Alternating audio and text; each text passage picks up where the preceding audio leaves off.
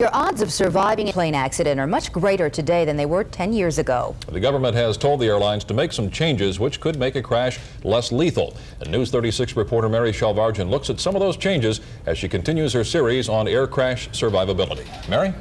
Tom, last year 29% of American adults went somewhere on a plane, and the increasingly air-savvy public has forced regulators to consider some new safety guidelines.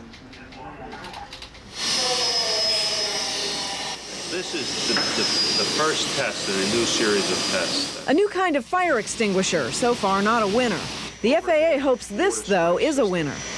This system consists of about 95 nozzles that will spray 18 gallons per minute of water from one end of this airplane to the other. And you've got them along the walls? It's along the walls. Here at the FAA testing facility in Atlantic City, airplane sprinkler testing is a high priority going into the 90s.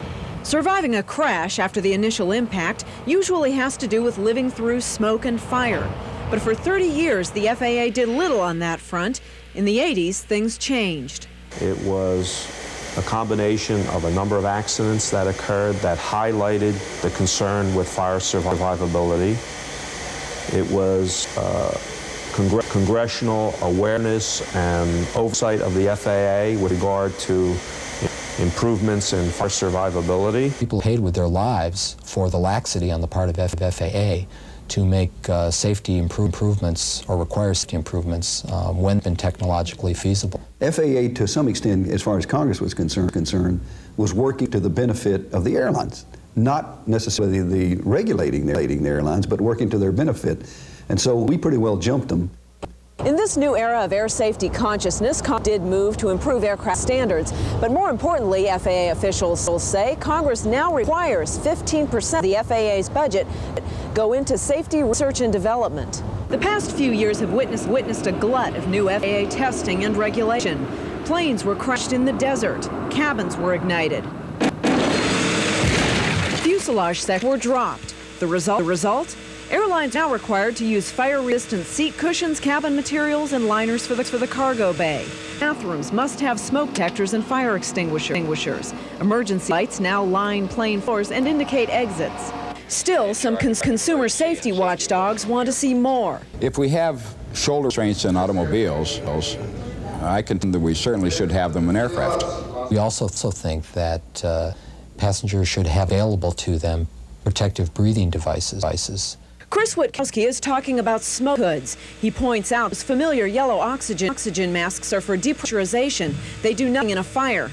But the FAA rejected the controversial hoods, feeling passenger fumble would take valuable moments and cost lives rather than save them.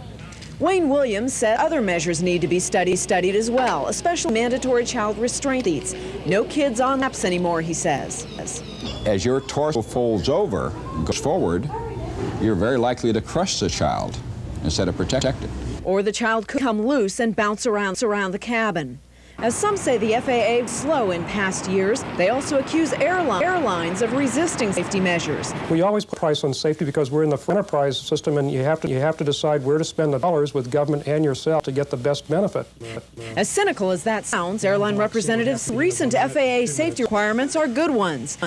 They feel they've spent money wisely these past few years. Now they're changing their focus. We have spent a lot of time and effort in hardening the airplane to protect the passengers from both crashes and fires. And now let's make sure we put much diligent work and effort, and more so perhaps, in preventing the accident. That means primarily dealing with human error. For its part, the FAA will continue to emphasize survivability. Its research moving ahead at an unprecedented pace, but still methodically. We have to make sure that what we recommend to the regulatory side of the house to use works in 99% of the cases. That takes time. What doesn't take time is preparing yourself for a crash, and I'll have some specifics on that tomorrow. Tom, Jesse? What about the new standards, Mary? Do some of them apply to the older planes, or are they just for the new ones?